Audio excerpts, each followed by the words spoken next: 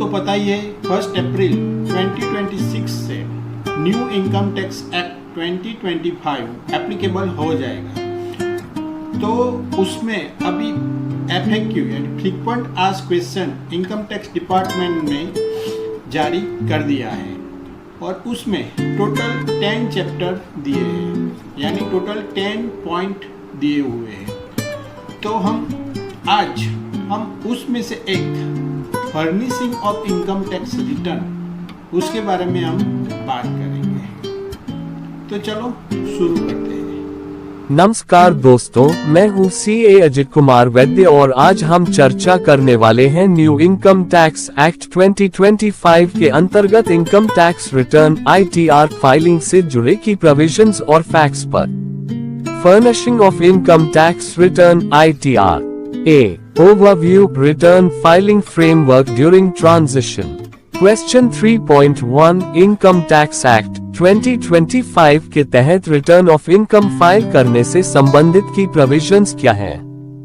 Answer, return of income file करने के provisions section 263 में हैं। सेक्शन 263 में original return sub section 1, belated return sub section 4, revised return sub section 5 और updated return sub section 6 एक unified section में दिए गए हैं। Fundamental structure, mandatory filing, due dates, categories of persons obligated to file old act जैसा ही रहता है। क्वेश्चन 3.2 न्यू एक्ट के तहत रिटर्न ऑफ इनकम फाइल करने की ऑब्लिगेशन में कोई चेंज है क्या? यानी कौन से पर्संस मैंडेटरी हैं? आंसर, सेक्शन 263(1) के तहत कैटेगरीज ऑफ पर्संस जो मैंडेटरी रिटर्न फाइल करेंगे वही है जो ओल्ड एक्ट के तहत थे। क्वेश्चन 3.3 इनकम टैक्स एक्ट 2025 के तहत रिटर्न ऑफ इनकम फाइल करने की ड्यू डेट क्या है? आंसर, सेक्शन 263(1) के तहत ड्यू डेट्स वही हैं जो ओल्ड एक्ट में थी।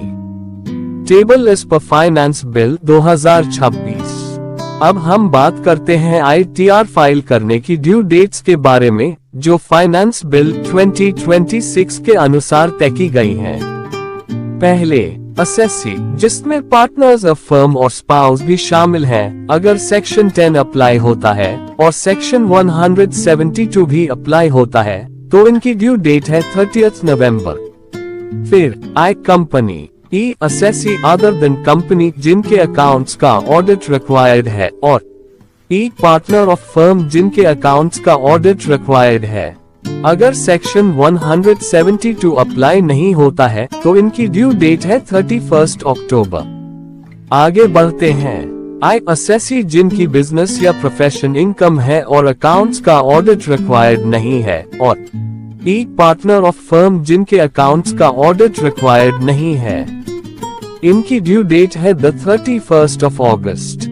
और अंत में एनी अदर असेसी की ड्यू डेट है 31 जुलाई। Question 3.4 transition year financial year 2026-2027 में टैक्स पेयर्स को 2 रिटर्न्स फाइल करनी होंगी, असेसमेंट ईयर 2026-2027 और टैक्स ईयर 2026-2027। आंसर, नहीं। Return for tax year 2026-2027 obligation end of tax year के बाद अराइज होगी। टाइमलाइंस फाइनेंस बिल 2026 के अनुसार। अब हम बात करते हैं टैक्स फाइलिंग टाइमलाइंस की, यानी अलग अलग पीरियड ऑफ इनकम के लिए रिटर्न कब फाइल करनी होगी। पहले 1 अप्रैल 2025 से 31 मार्च 2026 तक का पीरियड यह असेसमेंट ईयर 2026-27 के तहत आएगा। इस पीरियड के लिए रिटर्न की ड्यू डेट्स केस वाइज हैं। The 31st of July 2026, the 31st of August, the 31st of October और 30 नवंबर 2026। फिर 1 अप्रैल 2026 से 31 मार्च 2027 तक का पीरियड आता है, ये टैक्स ईयर 2026-27 के तहत आएगा। इस पीरियड के लिए ड्यू डेट्स भी केस वाइज हैं। The 31st of July 2027, the 31st of August, the 31st of October और 30 नवंबर 2027। तो ध्यान रहे, हर इनकम पीरियड की ड्यू डेट्स अलग अलग हो सकती हैं और केस वाइज अप्लाई होंगी। क्वेश्चन 3.5 फाइनेंशियल ईयर 2025-2026 का ITR किस एक्ट के तहत फाइल होगा? Answer, ITR for financial year 2025-2026 assessment year 2026-2027 governed by Income Tax Act 1961. Question 3.6 assessment year 2026-2027 के लिए कौन से ITR फॉर्म्स यूज होंगे? आंसर, ओल्ड एक्ट के ITR forms ITR1, ITR2, ITR3, ITR4, ITR5, ITR6, ITR7 use होंगे। Forms a filing portal पर due date से पहले उपलब्ध होंगे। क्वेश्चन 3.7 असेसमेंट ईयर 2026-2027 के ITR में एरर मिले और रिवाइज्ड रिटर्न फाइल करनी हो, कौन सा एक्ट गवर्न करेगा? Answer, income tax act 1961 govern करेगा। सेक्शन 139(5) के तहत रिवाइज्ड रिटर्न फाइल की जा सकती है। क्वेश्चन 3.8 असेसमेंट ईयर 2026-2027 के लिए बिलेटेड रिटर्न फाइल करने की लास्ट डेट क्या है? आंसर, अब बात करते हैं बिलेटेड रिटर्न की लास्ट डेट और फी स्ट्रक्चर की। सेक्शन 139(4) के अनुसार बिलेटेड रिटर्न फाइल करने की लास्ट डेट है 31 दिसंबर 2026 या फिर असेसमेंट कंप्लीट होने से पहले, जो भी पहले हो। इसके साथ लेट फाइलिंग के लिए फी भी एप्लीकेबल होगी, जो सेक्शन 234F के तहत निर्धारित है। अगर आपकी इनकम 5 लाख रुपए या उससे कम है तो फी होगी 1000 रुपए, अन्य केसेस में फी होगी 5000 रुपए। तो ध्यान रहे, समय पर रिटर्न फाइल करना ही सबसे सही तरीका है ताकि इस फी से बचा जा सके। Question 3.9 updated return ITRU file कर सकते हैं असेसमेंट ईयर 2026-2027 के लिए ओल्ड एक्ट के तहत? आंसर, हाँ। सेक्शन 139(8)A के तहत प्रिस्क्राइब्ड टाइम में फाइल कर सकते हैं। B filing of ITR for earlier assessment years, assessment year 2025-2026 and before. Question 3.10 assessment year 2025-2026 या अर्लियर ईयर्स के लिए revised belated updated returns the 1 अप्रैल 2026 के बाद फाइल कर सकते हैं। आंसर, रिवाइज्ड बिलेटेड रिटर्न नहीं। Updated return ITRU time limits के अनुसार फाइल किया जा सकता है। क्वेश्चन 3.11 अर्लियर असेसमेंट ईयर्स के लिए कौन से ITR फॉर्म्स यूज होंगे 1 अप्रैल 2026 के बाद? आंसर, ओल्ड एक्ट के एप्लीकेबल फॉर्म्स यूज होंगे। E filing portal old forms support करेगा। C filing of ITR for tax year 2026-2027 financial year 2026-2027 new ACT। Question 3.12 new ITR forms for tax year 2026-2027 कब available होंगे? Answer, income tax rules 2026 के तहत forms government द्वारा due date से पहले notify किए जाएंगे। क्वेश्चन 3.13 बिलेटेड, रिवाइज्ड और अपडेटेड रिटर्न फाइल करने की time limits under new act. Answer, हम बात करेंगे इनकम टैक्स रिटर्न्स के डिफरेंट टाइप्स के बारे में और उनके लिए एप्लीकेबल सेक्शंस और टाइम लिमिट्स क्या हैं। Type of return, belated return. Applicable section 263(4). Time limit, within 9 months from end of relevant tax year before assessment completion. Type of return, revised return. Applicable section 263(5). Time limit, within 12 months from end of relevant tax year before assessment completion. Type of return, updated return, ITRU. Applicable section 263(6). Time limit, within 48 months from end of financial year succeeding relevant tax year. Question 3.14 Key provisions of updated returns ITRU under new act. Answer: Section 263(6) provides.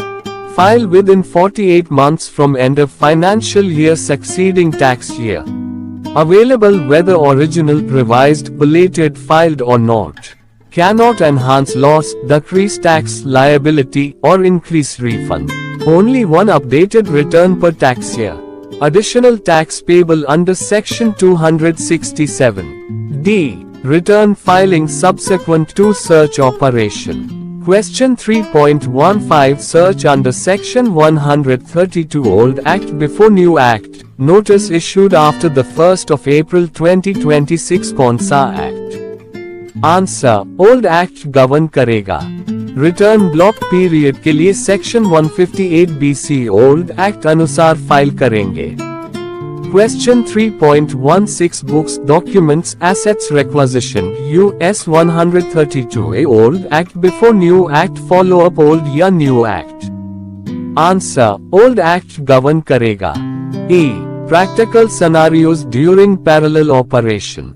Question 3.17 Assessment Year 2026, 2027 और Tax Year 2026-2027 same है. Answer: नहीं. Assessment Year 2026, 2027 यानी Financial Year 2025-2026 Income, Old ITR Forms, Due Date the 31st of July, the 31st of August etc. Tax Year 2026, 2027 यानी Financial Year 2026-2027 Income, Due July 2027 onwards, Track Income TDS Advance Tax under New Act. Question 3.18 Defective Return Notice US 139-9 Assessment Year 2026-2027 after New Act यानी कौन सा Act? Answer: Old Act govern करेगा. Question 3.19 Return filed Assessment Year 2026-2027 Scrutiny Notice US 143-2 Old Act यानी Old Act govern होगा. Answer: हाँ. Section 536(2) अनुसार Scrutiny Old Act under complete होगा. Question 3.20 अगर टैक्स पेयर दोनों रिटर्न्स यानी assessment year and tax year file नहीं करता क्या कॉन्सिक्वेंसेस होगा? आंसर: दोनों इंडिपेंडेंट लीगल ऑब्लिगेशंस हैं, दोनों फाइल करनी होंगी. नॉन फाइलिंग कॉन्सिक्वेंस अलग अलग एक्ट के तहत. F. Loss returns and carry forward of losses. Question 3.21 Financial Year 2025-2026 यानी Assessment Year 2026-2027 Loss क्या New Act में carry forward होगा? Answer: हाँ. Section 536(2) protect करता है. Example: MSXYZ Trading LLP 15 lakh rupees loss है तो टैक्स ईयर 2026, 2027 और आगे सेट ऑफ पॉसिबल है. Question 3.22 लॉस कैरी फॉरवर्ड के लिए return within due date file करना जरूरी. आंसर: हाँ. Section 263(1) ओल्ड Section 139(1) अनुसार. Applies for business profession loss, race horses activity, capital gains. New Act Section 121 में retained. Question 3.23 Loss carried forward from assessment year 2022-2023 to unabsorbed till assessment year 2026-2027 New Act में continue होगा. Answer: हाँ. Same conditions. Example: ABC Private Limited have total 8 years carry forward loss possible है. G. Verification, audit report and penalty. Question 3.24 Verification manner change हुआ. Answer: नहीं. Section 265 Prescribed persons authorized. Electronic verification Aadhaar OTP, net banking, digital signature continue है.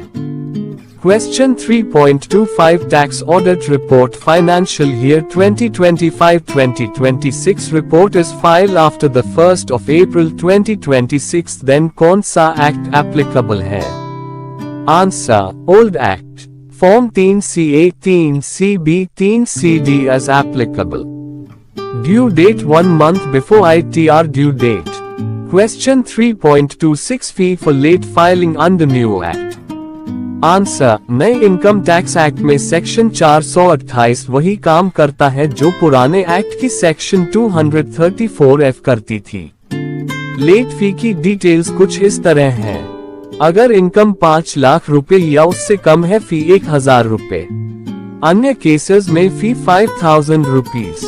और ध्यान दें, assessment year 2026, 2027 और पहले के लिए अभी भी सेक्शन 234F ओल्ड एक्ट लागू होगा। क्वेश्चन 3.27 फाइलिंग पोर्टल दोनों एक्ट सपोर्ट करेगा। आंसर: हाँ। असेसमेंट ईयर या टैक्स ईयर सेलेक्ट कर फॉर्म्स ऑटो गाइड होंगे। क्वेश्चन 3.28 ट्रांजिशन ईयर में रिकॉर्ड्स कैसे रखें?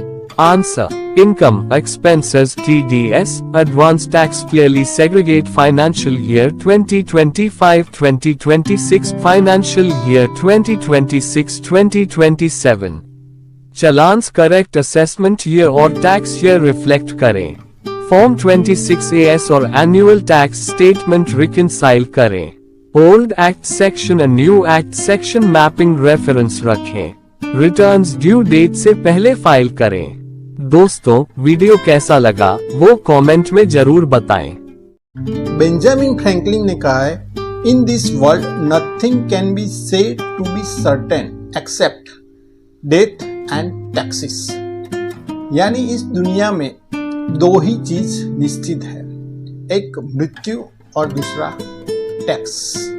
और ये बात बिल्कुल सही है दोस्तों, क्योंकि इनकम टैक्स एक्ट 1961 अभी खत्म हो गया और उसके बाद न्यू एक्ट आ गया है, इनकम टैक्स एक्ट 2025।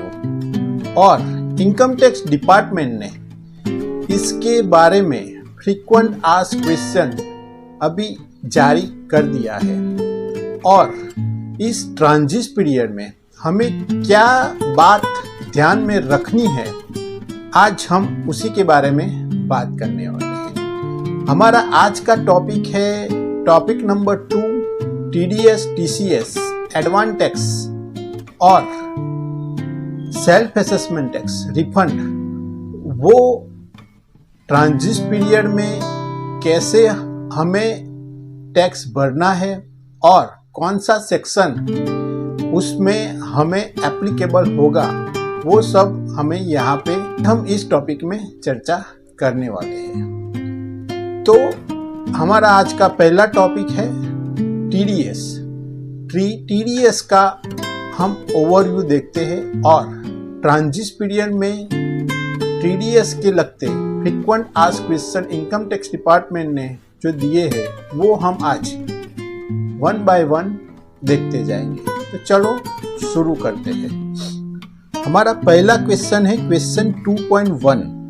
क्या fundamental obligation to discharge income tax through TDS, TCS, advance tax या सेल्फ असेसमेंट टैक्स कंटिन्यू होता है इनकम टैक्स एक्ट 2025 के तहत? तो उसका आंसर है हाँ। उसका कोई भी ऑब्लिगेशन चेंज नहीं हुआ है। जो भी 1961 में हमारा जो ऑब्लिगेशन था वही 2025 में है। नया एक मैनर ऑफ टैक्स पेमेंट को मॉडिफाई नहीं करता है, एग्जिस्टिंग कंप्लायंस स्ट्रक्चर को प्रिजर्व करता है और स्टैट्यूटरी लैंग्वेज को स्ट्रीमलाइन करता है।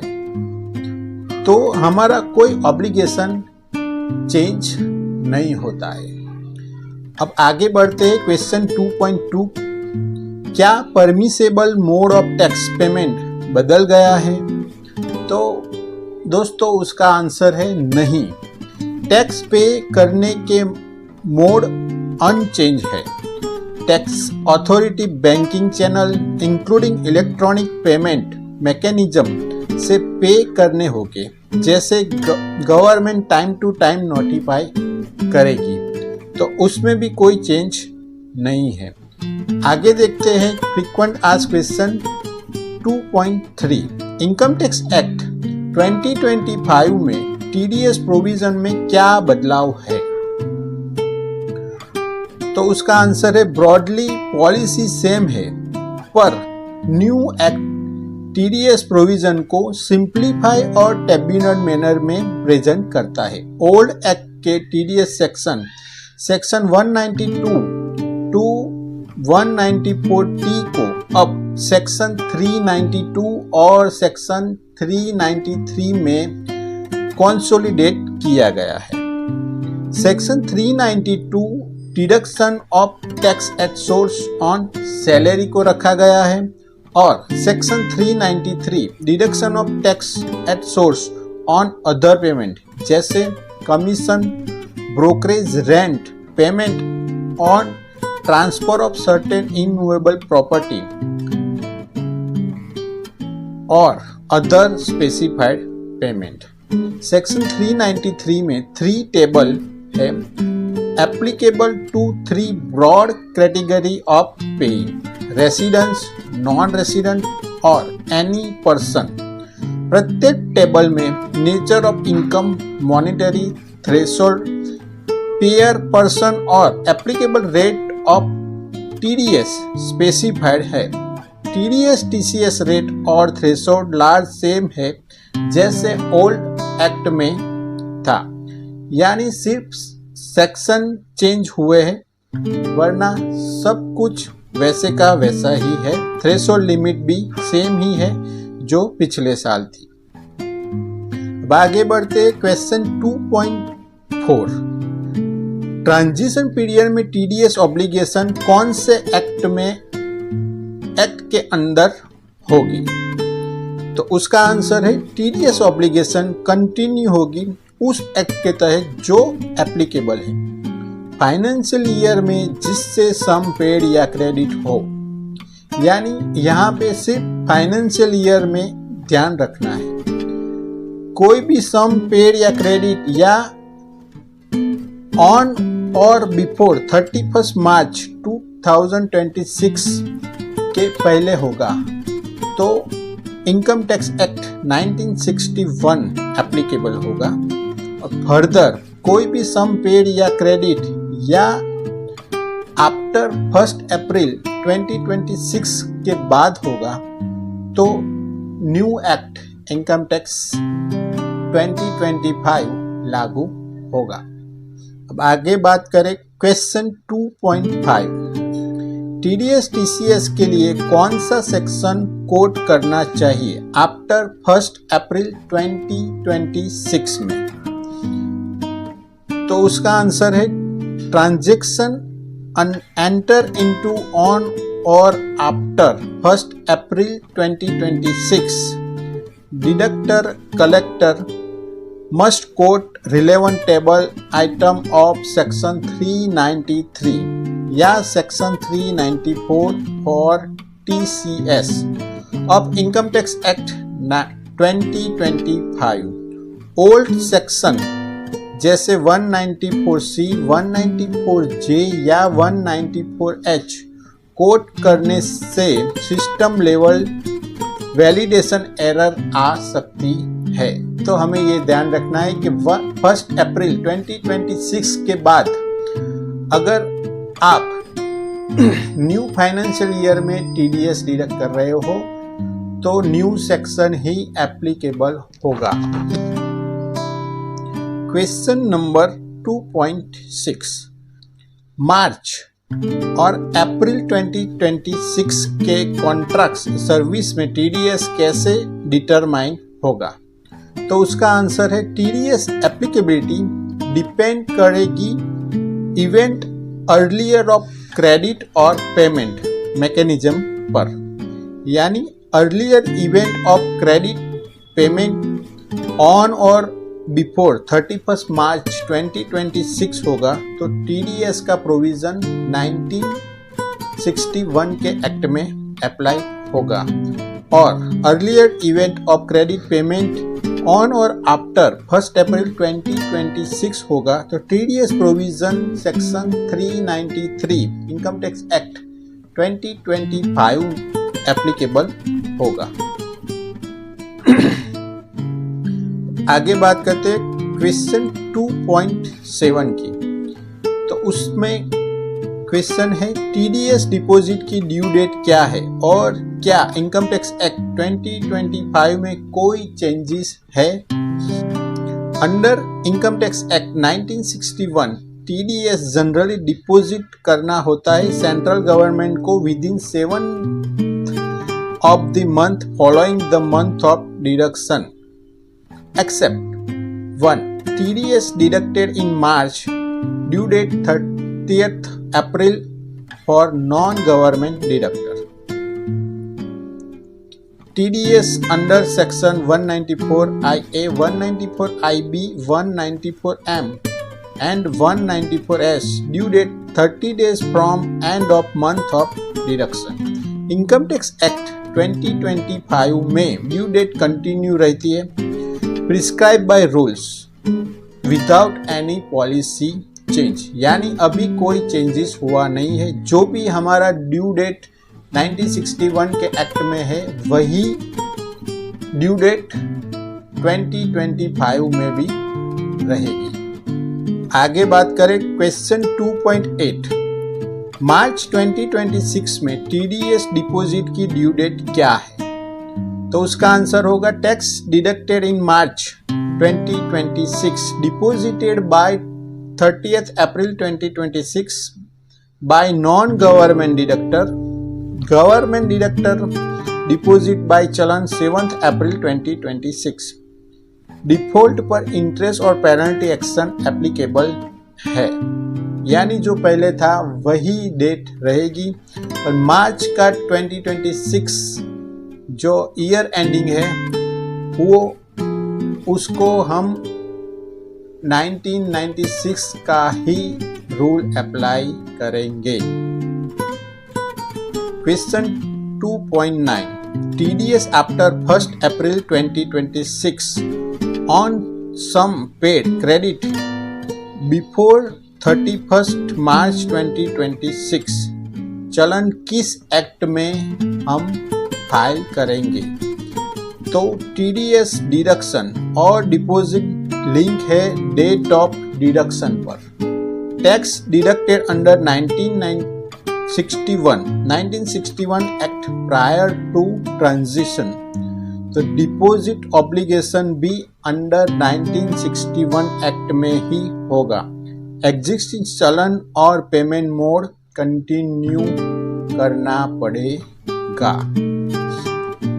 अभी आगे बात करें 2.10 question number 2.10 tax already deducted before 1 अप्रैल 2026 फिर तो क्या वो फिर से डिडक्ट करना पड़ेगा न्यू एक्ट में। तो उसका आंसर है नहीं। अगर हमने एक बार डिडक्ट कर लिया और उस ईयर में हमने एक्सपेंस के क्लेम कर दिया तो फिर वो नेक्स्ट ईयर में हमें दोबारा डिडक्ट नहीं करना पड़ेगा। Question 2.11 tax deducted under 1961 act pursuant to lower withdrawal certificate valid up to 31st March 2026 deposit after 1st April 2026 तो क्या वो वैलिड होगा। तो हाँ डेफिनेटली, क्योंकि हमने वो डिडक्शन का जो लोअर विड्रॉवल का जो सर्टिफिकेट है वो 31 मार्च 2026 का है, वो हम आफ्टर पेड करेंगे तो वो वैलिड होगा। क्वेश्चन नंबर 2.12 लोअर और nil certificate under section 197 old act क्या वैलिड फॉर पेमेंट और क्रेडिट्स ऑन और आफ्टर 1 अप्रैल 2026। तो हाँ ये भी होगा, certificate issued under section 197 income tax act 1961 valid रहेगा और ये हमें फ्रीक्वेंट आस्क्ड क्वेश्चन में बता दिया गया है। अभी question 2.13 delay TDS TCS deposit पर इंटरेस्ट रेट, तो उसमें कोई चेंज नहीं है। 1961 एक्ट में जो भी इंटरेस्ट और पेनल्टी थी वो ही same new act income tax 2025 में भी सेम है, कोई चेंजेस नहीं है। फेलर टू डिडक्ट और कलेक्ट 1% पर मंथ और failure to deposit after deduction तो 1.5% पर मंथ है। तो ये था टीडीएस के फ्रीक्वेंट आस्क्ड क्वेश्चन और उसमें हमें क्या ध्यान रखना पड़ेगा ट्रांजिट के पीरियड में, वो इनकम टैक्स डिपार्टमेंट ने जो FAQ दिया है वो हमने अभी उसके बारे में बात की। बात करते हैं एडवांस टैक्स पेमेंट की। तो हमें एडवांस टैक्स पेमेंट कौन से सेक्शन में भरना है न्यू ईयर में और इस ट्रांजिट पीरियड में क्या ध्यान में रखना है वो हमें फ्रीक्वेंट आस्क्ड क्वेश्चन में समझाया गया है। तो चलो वन बाय वन वो भी देख लेते हैं। क्वेश्चन 2.14 क्या इनकम टैक्स एक्ट 2025 में एडवांस टैक्स के प्रोविजन में कोई बदलाव है? तो उसका आंसर है नहीं, पॉलिसी में कोई चेंज नहीं है। प्रोविजन इजी टू रीड किए गए हैं। उसमें वन है पेमेंट बाय एसएससी और ऑर्डर ऑफ असेसिंग ऑफिसर अलग अलग सेक्शन में सेग्रीगेट किए गए हैं। दूसरा है रिडंडेंट प्रोविजन हटाए गए हैं एंड तीसरा सेक्शन 405 में फॉर्मूला दिया गया है। एडवांस टैक्स लायबिलिटी के कंप्यूटेशन के लिए सेक्शन 405 में फॉर्मूला दी गई है यहाँ पे। अब आगे बढ़ते हैं क्वेश्चन 2.15 टैक्स ईयर सिस्टम में एडवांस टैक्स कैसे पे होगा? तो उसका आंसर दिया गया है लायबिलिटी ऑफ टैक्स ईयर के टर्म में होगी। इनकम अर्न उसी ईयर में एडवांस टैक्स पे करना होगा। क्वार्टरली इंस्टॉलमेंट और क्वांटम अनचेंज है, यानी पहले हमें जो क्वार्टरली एडवांस टैक्स भरना होता था वही सेम रखा गया है, यानी ऑन और बिफोर 50th जून 15%, ऑन और before 50th September 45 not less than 45%, on or before 50th December not less than 75% and on or before 50th March 100% advance tax भर देना होता है, वही यहाँ पे रखा गया है। अब आगे बढ़ते हैं question 2.16 last advance tax instalment for assessment year 2026 यानी फाइनेंशियल ईयर 2025-2026 15 मार्च 2026 को कौन सा एक्ट गवर्न करेगा? तो उसका आंसर है एडवांस टैक्स लायबिलिटी लिंक है टैक्स ईयर से, since instalment related financial year 2025 और 26 में है तो फिर ओल्ड एक्ट 1961 में ही गवर्न करेगा, उसमें दो राय नहीं है। अभी आगे बढ़े क्वेश्चन 2.17 अगर एडवांस टैक्स शॉर्ट पेड हुआ फाइनेंशियल ईयर 2025-26 में और इंटरेस्ट फाइनेंशियल ईयर 26-27 में लगे तो कौन सा एक्ट गवर्न करेगा? ऑब्लिगेशन एरोज फाइनेंशियल ईयर 2025-26 में है तो फिर इनकम टैक्स एक्ट 1961 डिफॉल्ट में ही होगा, ओल्ड एक्ट में ही होगा। इंटरेस्ट लायबिलिटी भी इनकम टैक्स एक्ट 1961 में ही गवर्न होगी। Question number 2.18 advance tax threshold under new act. Section 404 के तहत एडवांस टैक्स पेएबल यदि amount of tax during the year greater than और इक्वल टू 10,000 है तो एडवांस टैक्स की लायबिलिटी होगी। जो ओल्ड एक्ट में थ्रेशोल्ड लिमिट थी वही यहाँ पे रखी गई है।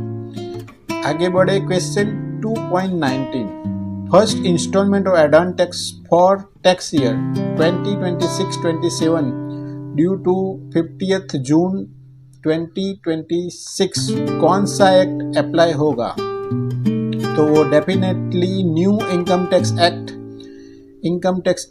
2025 एप्लीकेबल होगा। Liability to pay advance tax for tax year 26-27 discharge under new act में ही होगा।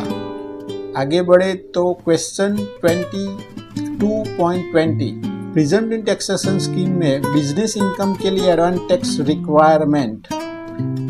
आंसर है सेक्शन 58 के तहत एसएससी सिंगल इंस्टॉलमेंट में पूरी एडवांस टैक्स पे करेगा ऑन और before 50th march on relevant financial year.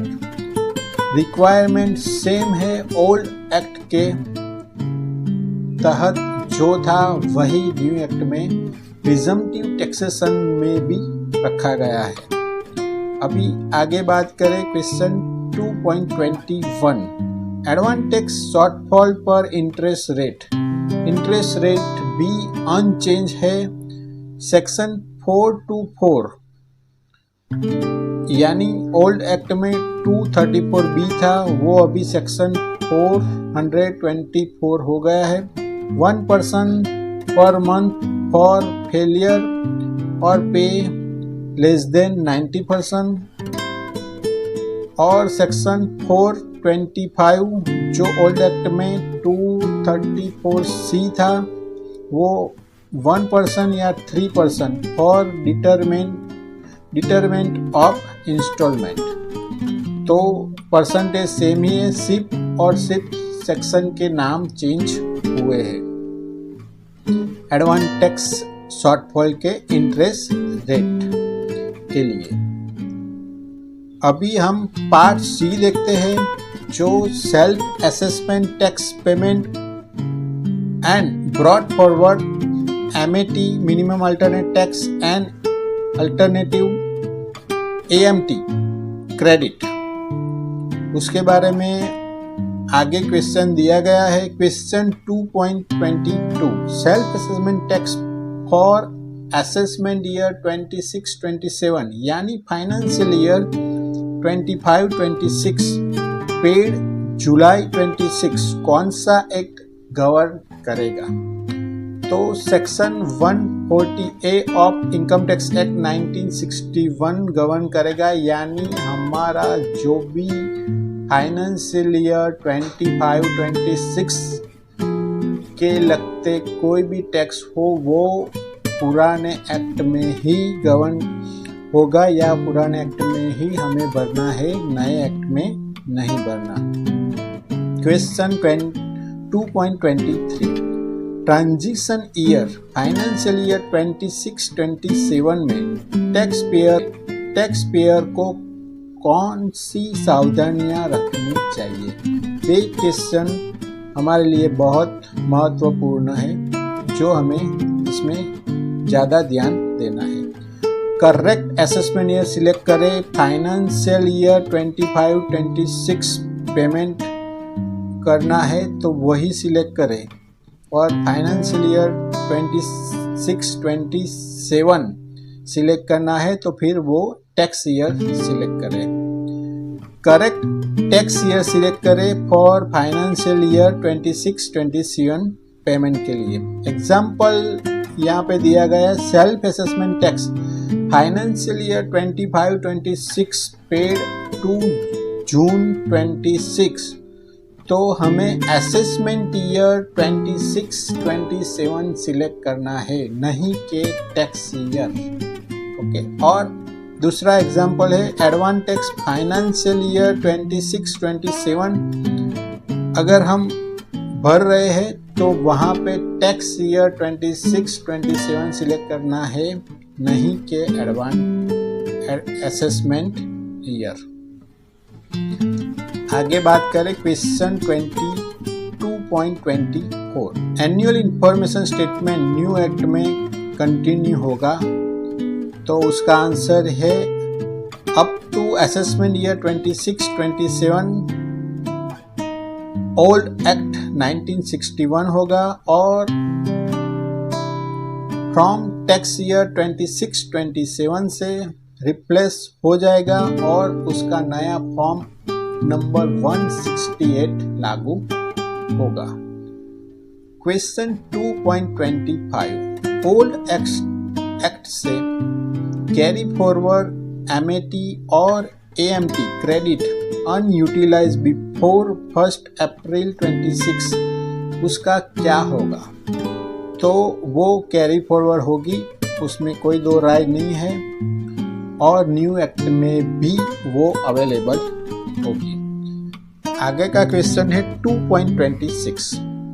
Carry forward credit old act new act में कितने समय तक यूज किया जा सकता है? अनयूटिलाइज क्रेडिट टोटल 15 ईयर्स, वो total 15 years from first availability से आप सेटअप कर सकते हो। Commencing on or after 1 April 2026 subject to condition in Income Tax Act 2025, यानी वो 15 इयर्स जो पुराना एक्ट में था वही सेम रखा गया है। एमएटी की क्रेडिट जो होती है वो कैरी फॉरवर्ड हो सकती है। अब हमारा आगे का टॉपिक है आउटस्टैंडिंग टैक्स एरियर, उसका क्या होगा?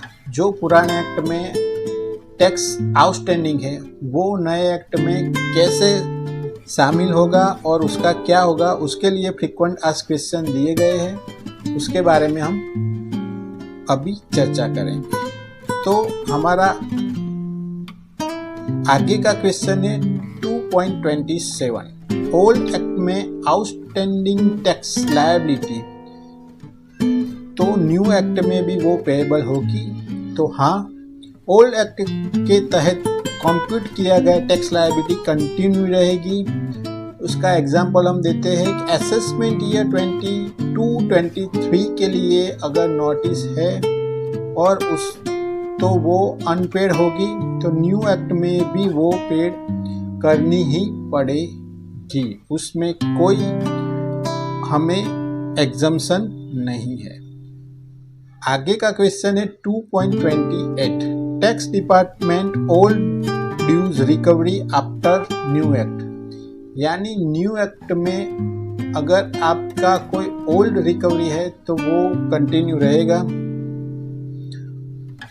तो हाँ, any amount payable old act है और उसकी रिकवरी चालू है तो वो कंटिन्यू रहेगी, वो तो बाय डिफॉल्ट रहेगी ही, क्योंकि इनकम टैक्स डिपार्टमेंट टैक्स जो भी होगा वो रिकवर करेगा। Section 2.20 question 2.29। Tax recovery certificate attachment order issued under old act enforceable after new act. तो हाँ, रिकवरी एक्शन जो भी है वो 1961 की होगी, वो वैलिड रहेगी, और remaining amount recoverable using new act recovery machinery, example property attach under old act, वो भी न्यू एक्ट में वैलिड रहेगा। अभी आगे का लास्ट टॉपिक जो दिया गया है वो है रिफंड क्लेम, यानी अगर हमने ओल्ड एक्ट में रिफंड क्लेम किया है वो भी न्यू एक्ट में हमें कंटिन्यू रहेगा, और हमें क्या रिफंड मिलेगा या नहीं तो उसके बारे में 2 frequent asked question income tax department ने दिए गए हैं। तो चलो 1 बाय 1 वो भी देख लेते हैं।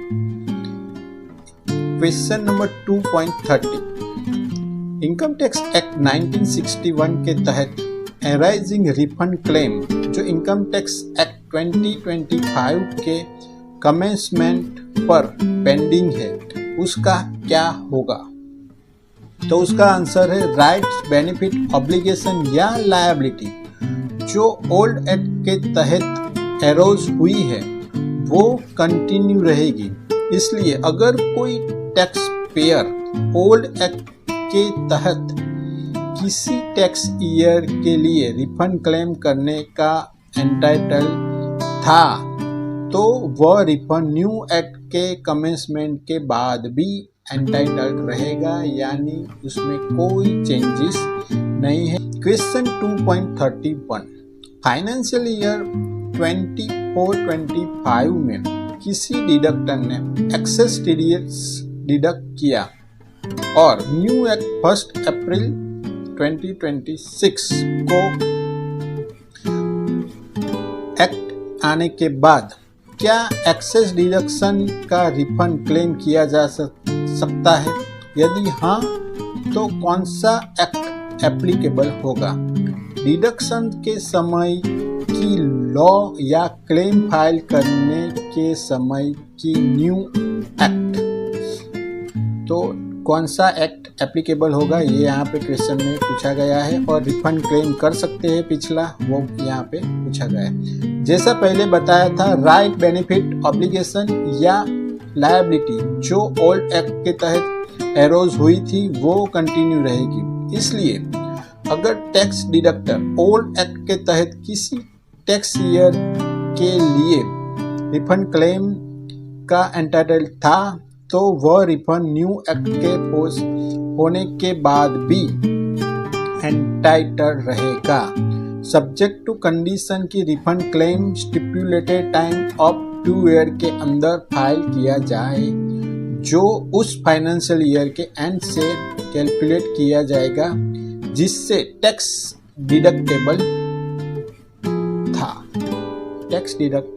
था। यह claim form number 26B of income tax rule 1962 में फाइल किया जाएगा और प्रोसेस किया जाएगा इनकम टैक्स एक्ट 1961 के प्रोविजन के अनुसार, यानी आप 2 ईयर में जो पहले 1961 के एक्ट में जो था वही सेम है, उसमें कोई चेंज नहीं है। आप पूरा ना रिफंड क्लेम कर सकते हो, पर form number 26B income tax rule 1962 में फाइल करके। तो ये था हमारा फ्रीक्वेंट आस्क्ड क्वेश्चन। तो आपको ये वीडियो कैसा लगा ये हमें कमेंट में ज़रूर बताना, और अगर आपको अच्छा लगा तो लाइक करना और हमारी चैनल को सब्सक्राइब जरूर करना। Thank you. को पता है इनकम टैक्स एक्ट 2025 आने के बाद कैपिटल गेन के प्रोविज़न में क्या बदलाव हुए हैं? नमस्कार दोस्तों, मैं हूं सीए अजित कुमार वैद्य और आपका स्वागत है हमारे इस नए वीडियो में। आज हम इनकम टैक्स एक्ट 2025 जो हमारा नया एक्ट आया है वो 1 अप्रैल 2026 से एप्लीकेबल हो जाएगा।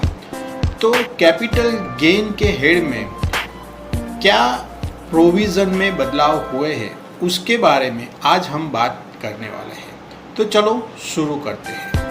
इनकम टैक्स एक्ट 2025 के अंतर्गत कैपिटल गेन्स के नियम और इनकम टैक्स एक्ट 1961 से हुए प्रमुख बदलाव। कैपिटल गेन्स से संबंधित प्रावधान कई वर्षों से इनकम टैक्स एक्ट 1961 के अंतर्गत लागू थे, लेकिन समय के साथ इस कानून में बहुत सारे अमेंडमेंट्स होते गए, जिसके कारण ये कानून काफी कॉम्प्लेक्स और डिफिकल्ट टू इंटरप्रेट हो गया था। इसी को सरल और मॉडर्न बनाने के उद्देश्य से सरकार ने इनकम टैक्स एक्ट 2025 को इंट्रोड्यूस किया है। इस नए एक्ट में इनकम टैक्स के प्रोविजंस को रिऑर्गेनाइज और कंसोलिडेट किया गया है। जबकि टैक्सेशन के मूल प्रिंसिपल्स को लगभग वही रखा गया है। साथ ही फाइनेंस एक्ट 2026 के माध्यम से एप्लीकेबल टैक्स रेट्स और थ्रेशहोल्ड्स को निर्धारित किया गया है। इस वीडियो में हम इनकम टैक्स एक्ट 2025 के अंतर्गत कैपिटल गेन्स टैक्सेशन का ओवरव्यू और इनकम टैक्स एक्ट 1961 से इसके स्ट्रक्चरल डिफरेंसेस को समझेंगे। Charge of capital gains. Capital gains को चार्ज करने वाला मुख्य प्रोविजन इनकम टैक्स एक्ट 2025 की सेक्शन 67 में दिया गया है। सेक्शन 67 के अनुसार यदि किसी कैपिटल एसेट के ट्रांसफर से किसी असेसी को प्रॉफिट या गेन प्राप्त होता है तो वह प्रॉफिट या गेन कैपिटल गेन्स के अंतर्गत इनकम टैक्स के लिए चार्जेबल होगा और यह इनकम उसी टैक्स ईयर की इनकम मानी जाएगी जिस वर्ष में एसेट का ट्रांसफर हुआ है। हालांकि ये सेक्शन ये भी स्पष्ट करता है कि यह प्रोविजन सेक्शंस 82 से 89 में उपलब्ध एग्जेम्पशंस के अधीन लागू होगा। Meaning of capital asset. Capital asset की डेफिनेशन इनकम टैक्स एक्ट 2025 की सेक्शन 222 में दी गई है। कैपिटल एसेट का अर्थ ब्रॉडली किसी भी प्रकार की प्रॉपर्टी से है जो असेसी द्वारा होल्ड की जाती है, चाहे वह बिजनेस या प्रोफेशन से जुड़ी हो या नहीं। कैपिटल एसेट के कुछ सामान्य एग्जाम्पल्स हैं लैंड और बिल्डिंग, शेयर्स और securities, mutual fund units, gold और ज्वेलरी, इंटेलेक्चुअल प्रॉपर्टी राइट्स, अन्य इन्वेस्टमेंट एसेट्स। हालांकि कुछ आइटम्स को कैपिटल एसेट की डेफिनेशन से बाहर रखा गया है, जैसे stock in trade, raw materials, consumable stores, personal effects. लेकिन पर्सनल इफेक्ट्स में ज्वेलरी और कुछ वैल्यूएबल आर्टिकल्स शामिल नहीं होते। Meaning of transfer. Capital gains तभी अराइज होता है जब किसी कैपिटल एसेट का ट्रांसफर होता है। ट्रांसफर की डेफिनेशन सेक्शन 209 में दी गई है। ट्रांसफर में निम्न प्रकार के ट्रांजैक्शंस शामिल होते हैं: एसेट की सेल, प्रॉपर्टी का एक्सचेंज, राइट्स का रिलिंक्विशमेंट, एसेट में राइट्स का एक्सटिंग्विशमेंट, लॉ के तहत कंपल्सरी एक्विजिशन, अमूवेबल प्रॉपर्टी से संबंधित कुछ स्पेसिफाइड ट्रांजैक्शंस। इस प्रकार ट्रांसफर की डेफिनेशन काफी वाइड रखी गई है ताकि एसेट डिस्पोजल के विभिन्न फॉर्म्स कैपिटल गेन्स टैक्सेशन के दायरे में आए। Short term and long term capital assets. Capital gains को एसेट के होल्डिंग पीरियड के आधार पर क्लासिफाई किया जाता है। Short term capital asset section 201 के अनुसार यदि कोई कैपिटल एसेट ट्रांसफर से पहले 24 मंथ्स या उससे कम अवधि तक होल्ड किया गया है तो उसे शॉर्ट टर्म कैपिटल एसेट माना जाएगा। हालांकि कुछ फाइनेंशियल एसेट्स के लिए होल्डिंग पीरियड 12 मंथ्स माना जाता है, जैसे listed shares, equity mutual funds, unit trust of India के units, zero coupon bonds. Long term capital asset यदि कोई asset short term capital asset की डेफिनेशन में नहीं आता तो उसे लॉन्ग टर्म कैपिटल एसेट माना जाता है। लॉन्ग टर्म कैपिटल एसेट की डेफिनेशन सेक्शन 267 में दी गई है। Computation of capital gains. Capital gains की कैलकुलेशन एक सिंपल फॉर्मूला से की जाती है। Capital gain is equal to sale consideration minus cost of acquisition minus cost of improvement minus transfer expenses. Transfer expenses में निम्न खर्च शामिल हो सकते हैं: ब्रोकरेज, लीगल चार्जेस, कमीशन और अन्य एक्सपेंसेस जो एसेट के ट्रांसफर से डायरेक्टली संबंधित हो। Capital gains tax rates. Finance act 2026 income tax act legal framework provide करता है, लेकिन applicable tax rates finance act द्वारा निर्धारित किए जाते हैं। फाइनेंस एक्ट 2026 के अनुसार कैपिटल गेन्स टैक्स रेट्स इस प्रकार हैं: लिस्टेड शेयर्स और equity mutual funds. Short term capital gains यानी 12 मंथ्स तक होल्डिंग होने पर टैक्स रेट 20% होगा। लॉन्ग टर्म कैपिटल गेन्स यानी 12 मंथ्स से अधिक होल्डिंग होने पर टैक्स रेट 12.5% होगा। इसके साथ ही 1,25,000 रुपए तक के लॉन्ग टर्म कैपिटल गेन्स पर एग्जेम्पशन उपलब्ध है। अमूवेबल प्रॉपर्टी, लैंड या बिल्डिंग। यदि प्रॉपर्टी 24 मंथ्स तक होल्ड की गई है तो उस पर होने वाला capital gain short term capital gain माना जाएगा। शॉर्ट टर्म कैपिटल गेन्स पर tax normal income tax slab rates के अनुसार लगेगा। यदि प्रॉपर्टी 24 मंथ्स से अधिक होल्ड की गई है तो वह लॉन्ग टर्म कैपिटल गेन होगा। लॉन्ग टर्म कैपिटल गेन्स पर टैक्स रेट 12.5% होगा। debt mutual funds और certain financial assets. Short term capital gains normal slab rates के अनुसार टैक्सेबल होंगे। लॉन्ग टर्म कैपिटल गेन्स पर 12.5% टैक्स रेट लागू होगा। पहले उपलब्ध इंडेक्सेशन बेनिफिट्स को रिवाइज्ड फ्रेमवर्क में काफी हद तक रैशनलाइज किया गया है। Reinvestment exemptions for capital gains. Income tax act 2025 में कैपिटल गेन्स पर कुछ रीइन्वेस्टमेंट एग्जेम्पशंस भी उपलब्ध हैं। ये प्रोविजंस मुख्य रूप से सेक्शंस 85 से 88 में दिए गए हैं। सेक्शन 85 इन्वेस्टमेंट इन स्पेसिफाइड बॉन्ड्स। यदि लैंड या बिल्डिंग के ट्रांसफर से long term capital gains arise होते हैं तो एग्जेम्पशन मिल सकती है यदि गेन्स को स्पेसिफाइड इंफ्रास्ट्रक्चर बॉन्ड्स में इन्वेस्ट किया जाए। Important conditions. इस सेक्शन के तहत कुछ महत्वपूर्ण कंडीशंस भी होती हैं। सबसे पहले, इन बॉन्ड्स में मैक्सिमम इन्वेस्टमेंट 50 लाख रुपए तक ही किया जा सकता है। दूसरी शर्त यह है कि एसेट के ट्रांसफर के 6 मंथ्स के अंदर यह इन्वेस्टमेंट करना जरूरी होता है। इसके अलावा इन बॉन्ड्स का लॉक इन पीरियड 5 इयर्स का होता है, यानी इस अवधि के दौरान आप इन्हें बेच नहीं सकते। ये बॉन्ड्स आमतौर पर national highways authority of India (NHAI) और rural electrification corporation limited (REC) जैसी नोटिफाइड इंस्टीट्यूशंस द्वारा जारी किए जाते हैं। सेक्शन 86 इन्वेस्टमेंट इन रेजिडेंशियल हाउस। अगर कोई इंडिविजुअल या हफ कोई लॉन्ग टर्म कैपिटल एसेट बेचता है और वह एसेट रेजिडेंशियल हाउस नहीं है तो उसे कैपिटल गेन्स एग्जेम्पशन मिल सकती है, लेकिन इसके लिए यह जरूरी है कि एसेट से प्राप्त नेट कंसिडरेशन को भारत में एक रेजिडेंशियल हाउस में इन्वेस्ट किया जाए। ध्यान देने वाली सबसे महत्वपूर्ण शर्त यह है कि जिस दिन आप एसेट बेचते हैं उस दिन आपके पास एक से ज्यादा रेजिडेंशियल हाउस नहीं होने चाहिए। यहाँ नया खरीदने वाला घर शामिल नहीं होता। रेजिडेंशियल हाउस के लिए इन्वेस्टमेंट की समय सीमा इस प्रकार है। आप इसे ट्रांसफर से 1 ईयर पहले परचेस कर सकते हैं या ट्रांसफर के 2 साल के अंदर परचेस कर सकते हैं, या यदि आप घर बनाना चाहते हैं तो इसे ट्रांसफर के 3 साल के अंदर कंस्ट्रक्ट कर सकते हैं। Section 87 shifting industrial undertaking.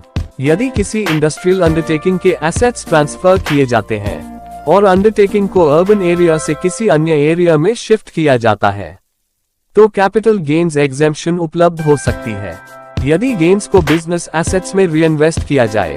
Section 88 shifting industrial undertaking to SEZ. Exemption उस स्थिति में भी उपलब्ध हो सकती है जब इंडस्ट्रियल अंडरटेकिंग को स्पेशल इकोनॉमिक जोन सेस में शिफ्ट किया जाए और कैपिटल गेन्स को सेस में बिजनेस एसेट्स में रीइन्वेस्ट किया जाए। Key structural changes from income tax act 1961। Income tax act 2025 में कई स्ट्रक्चरल इंप्रूवमेंट्स किए गए हैं।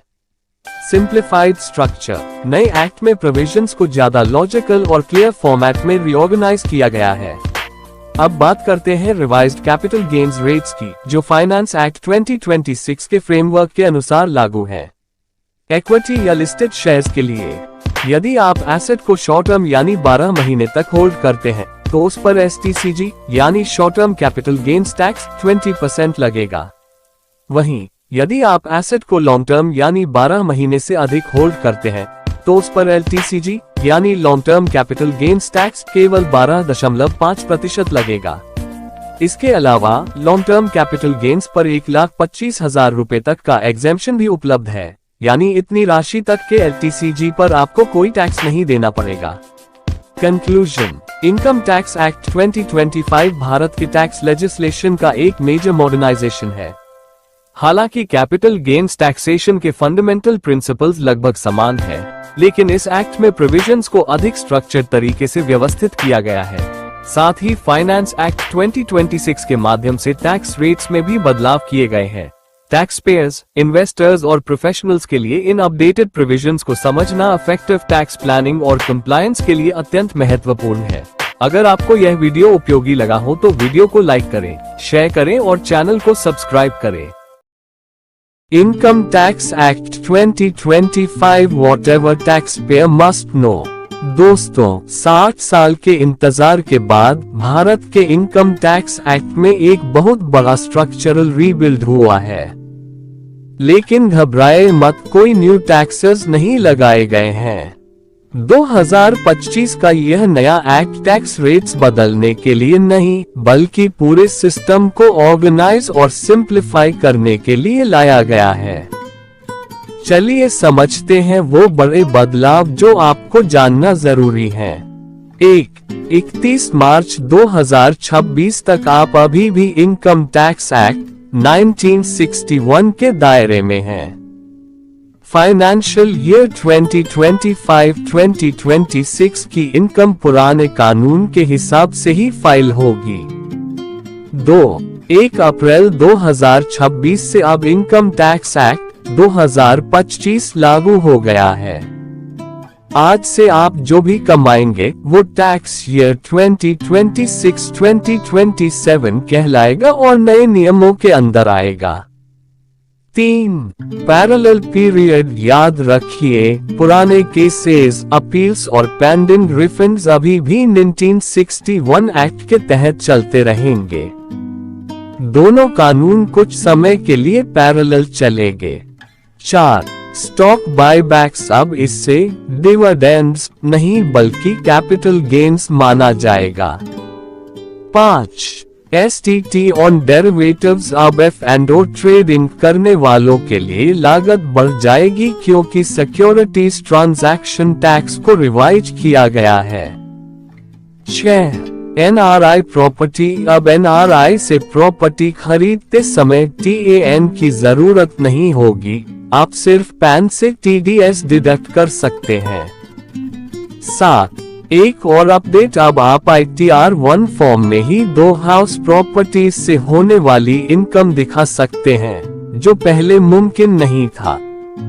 8 फाइल फाइनेंशियल ईयर 2025-2026 रिटर्न्स, अपनी पुरानी रिटर्न्स ITR 1 से ITR 7 समय पर फाइल करें। डेडलाइन 31 जुलाई या 31 अगस्त है।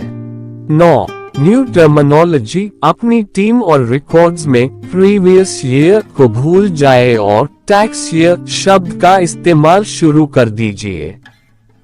10 रिव्यू TDS सेक्शन 393, अब सारा TDS एक ही सेक्शन में है, इसलिए अपने पेमेंट और डिडक्शन प्रोसेस को एक बार दोबारा रिव्यू कर लें।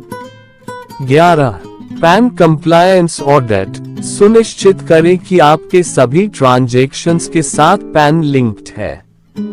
अब ये लगभग हर फाइनेंशियल काम के लिए अनिवार्य है। 12 स्ट्रेंथन डॉक्यूमेंटेशन, नए कानून में करेक्टनेस ऑफ इनकम पर जोर है, इसलिए अपने खर्चों और निवेश के सारे पक्के सबूत संभाल कर रखें। 13 consult your adviser, capital gains, VDA और HRA जैसे मामलों में नियम बदल गए हैं, इसलिए किसी बड़े फैसले से पहले अपने टैक्स एडवाइजर से सलाह जरूर लें। अगर आपके मन में कोई सवाल है तो कमेंट्स में पूछें। और हाँ, इस वीडियो को अपने उन दोस्तों के साथ शेयर करें जो टैक्स को लेकर परेशान हैं। Income tax forms changed from the 1st of April 2026. नमस्कार दोस्तों, I am CA Ajit Kumar वैद्य। आज हम इनकम टैक्स से जुड़ा एक बहुत महत्वपूर्ण अपडेट के बारे में बात करेंगे। 1 अप्रैल 2026 से भारत सरकार न्यू इनकम टैक्स एक्ट 2025 लागू करने जा रही है। इस नए कानून के तहत सभी इनकम टैक्स फॉर्म्स के नाम और नंबर बदल दिए गए हैं, लेकिन यहाँ हम कुछ महत्वपूर्ण फॉर्म्स के चेंजेस के बारे में बताने वाले हैं। अगर आप टैक्स पेयर, अकाउंटेंट, CA या बिजनेस ओनर हैं, तो ये जानकारी आपके लिए बहुत जरूरी है। इस बदलाव का मुख्य उद्देश्य इनकम टैक्स सिस्टम को सरल बनाना और फॉर्म्स की नंबरिंग को ज्यादा व्यवस्थित बनाना है। इस बदलाव के बाद tax audit report, TDS returns, pan application और फॉरेन रेमिटेंस फॉर्म्स के नए फॉर्म नंबर्स लागू होंगे। अब हम कुछ महत्वपूर्ण फॉर्म चेंजेस देखते हैं। सबसे पहले टैक्स ऑडिट रिपोर्ट। पहले फॉर्म 3CA, 3CB और 3CD का उपयोग होता था। अब 1 अप्रैल 2026 से यह फॉर्म 26 हो जाएगा। अब बात करते हैं ट्रांसफर प्राइसिंग ऑडिट रिपोर्ट की। पहले फॉर्म 3CE भी उपयोग होता था। अब इसका नया नंबर फॉर्म 48 होगा। मत रिपोर्ट के लिए पहले फॉर्म 29B उपयोग होता था, अब ये फॉर्म 66 हो जाएगा। अब TDS से जुड़े फॉर्म्स देखते हैं। अगर कोई लोअर TDS या नील TDS सर्टिफिकेट के लिए आवेदन करता है तो पहले फॉर्म 13 उपयोग होता था, अब इसका नया नंबर फॉर्म 128 होगा। सैलरी TDS सर्टिफिकेट के लिए पहले फॉर्म 16 उपयोग होता था, अब ये फॉर्म 130 हो जाएगा।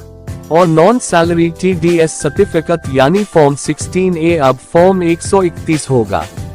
अब TDS रिटर्न्स की बात करते हैं। फॉर्म 24Q जो सैलरी TDS रिटर्न के लिए होता है, अब फॉर्म 138 हो जाएगा। फॉर्म 26Q जो रेजिडेंट पेमेंट्स के लिए TDS रिटर्न होता है, अब फॉर्म 140 हो जाएगा। फॉर्म 27Q जो नॉन रेजिडेंट पेमेंट्स के लिए TDS रिटर्न होता है, अब फॉर्म 144 हो जाएगा। और फॉर्म 27EQ जो TCS रिटर्न के लिए होता है, अब फॉर्म 143 हो जाएगा। अब फॉरेन रेमिटेंस फॉर्म्स की बात करते हैं। फॉर्म 15CA जो फॉरेन पेमेंट डिक्लेरेशन के लिए होता है, अब फॉर्म 145 हो जाएगा। और फॉर्म 15CB जो CA certificate for foreign remittance होता है, अब फॉर्म 146 हो जाएगा। अब बात करते हैं एनुअल टैक्स स्टेटमेंट की। पहले फॉर्म 26AS उपयोग होता था, अब 1 अप्रैल 2026 से यह फॉर्म 168 हो जाएगा। स्टेटमेंट ऑफ फाइनेंशियल ट्रांजैक्शंस के लिए फॉर्म 61A उपयोग होता था, अब यह फॉर्म 165 हो जाएगा। अब पैन और ton application forms. Form 49A जो रेजिडेंट पैन एप्लीकेशन के लिए होता है, अब फॉर्म 94 हो जाएगा। फॉर्म 49A जो फॉरेनर्स पैन एप्लीकेशन के लिए होता है, अब फॉर्म 95 हो जाएगा। और फॉर्म 49B जो टन एप्लीकेशन के लिए होता है, अब फॉर्म 135 हो जाएगा। तो ये हैं 1 अप्रैल 2026 से लागू होने वाले कुछ महत्वपूर्ण इनकम टैक्स फॉर्म चेंजेस। ध्यान देने वाली बात यह है कि ज्यादातर फॉर्म्स का पर्पस वही रहेगा, सिर्फ उनके फॉर्म नंबर्स बदले गए हैं। इसलिए टैक्स प्रोफेशनल्स, बिजनेसेस और टैक्स पेयर्स को 1 अप्रैल 2026 के बाद कंप्लायंस करते समय नए फॉर्म नंबर्स का उपयोग करना होगा। ये फॉर्म फाइनेंशियल ईयर 2026-27 के लिए लागू होंगे, इसे हम यहाँ स्पष्ट कर रहे हैं। और रिटर्न या फॉर्म फाइल करने से पहले इनकम टैक्स डिपार्टमेंट की लेटेस्ट नोटिफिकेशन जरूर चेक करें। अगर आपको इनकम टैक्स, GST, TDS और कंप्लायंस से जुड़ी ऐसी ही जानकारी चाहिए तो इस चैनल को सब्सक्राइब करें और वीडियो को लाइक करें। धन्यवाद।